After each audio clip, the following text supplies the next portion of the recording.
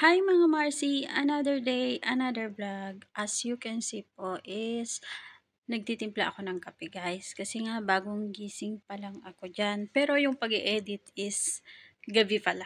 So yan guys, sayan nyo na ako. Wala akong time mag-edit pag dito pag umaga. Gabi lang talaga ako nagkakaroon ng time. So ayan guys, yan talaga yung pinaka morning routine ko. Bukod sa pagdadasal is ang pagkakape. Kasi alam naman natin guys na kapag sumabak na tayo sa oras ng trabaho is dire-diretso na yan, wala nang pahinga yan.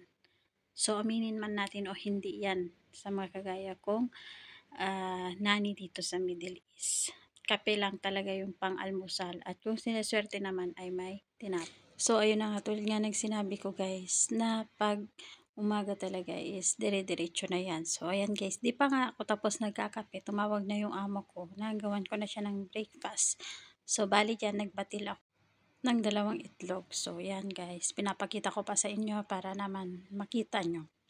And then naglagay din ako dyan ng salt para naman may lasa. Ayun guys, tansya-tansya lang tayo guys. And then after that, black pepper. Kasi gustong-gusto ng mga amo ko guys ang black pepper. Kaya ayan. And then after nyan is sweet paprika. Red pepper. Pero dito is siya, sweet paprika. Then mekos-mekos lang natin yan guys. So ayun na nga guys, ito na yung look ng ating egg na nilagyan natin ng mga ingredients. Then next dyan is lalagyan ko siya ng cottage cheese. So tingnan nyo na lang guys sa video. Kasi mix ko pa talaga yan siya para matunaw talaga yung mga naihalo natin. So second is lalagyan ko siya niyan. Before ko siya lutuin is nilalagyan ko talaga siya ng cottage cheese guys para mas masarap. Yan, ganyan siya guys. Yeah, ito siya. 2 spoon pala yung nilagay ko dyan. And then, minix ko siya. Then, after nyan is, lutuin na natin siya sa, saan ba yan? Chula, ano ba yan? Hindi ko na alam yung guys. Pasensya na, hindi ko na alam yung Tagalog, ano ba yan? At dahil nga dyan, lalagyan natin siya ng kamatis at fresh parsley. Yan yung ilalagay natin guys. Imimix natin para magkaroon siya ng lasa at para masarap na din.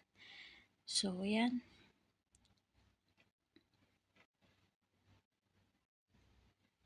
guys.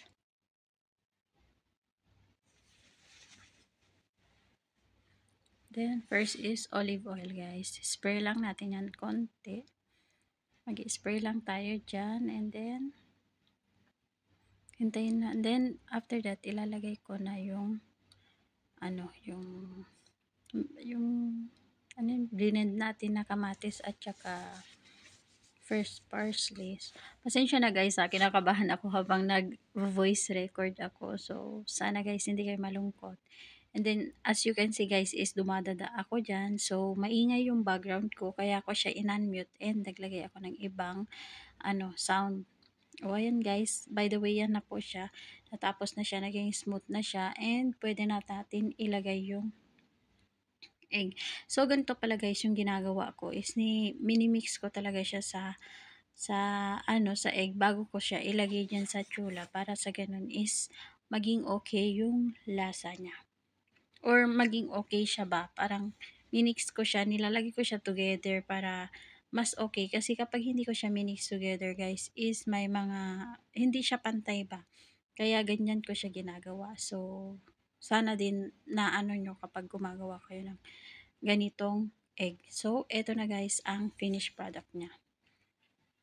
Ay, hindi pa pala finished product guys. Yan yung palang is paluto pa lang siya. So, pero yung pag naamoy nyo yan guys, masarap talaga siya. So, eto yung finished product niya guys. Ito. So, binudyohan muna natin bago natin ibigay sa ating mga amo. Kasi nga, vlogger tayo, di ba? Aspiring vlogger. And soon sana, ma-monetize na din tayo. So, ayan na guys. Video muna ako dyan. And then, after nyan, magliligpit na ako ng kalat.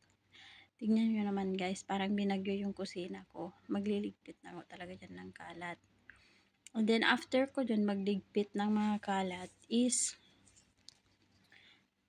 maglilinis naman ako sa amo ko. So, ito yung loob ng kwarto ng amo ko and dito umiikot yung mundo ko kapag umagang umaga. So, first room ito. Ito yung room ng isang amo ko na vlogger. Kung alam nyo lang guys, vlogger ang isang amo ko and may 100 followers siya sa Instagram. Then after nyan, ito naman yung isang kwarto ng amo ko. So, hindi ko na lahat na videohan guys kasi nga wala na akong masyadong time at nagmamadali na din ako dyan para madaling makapagpahinga. So, yun lang guys. Thank you for watching guys. Bye-bye.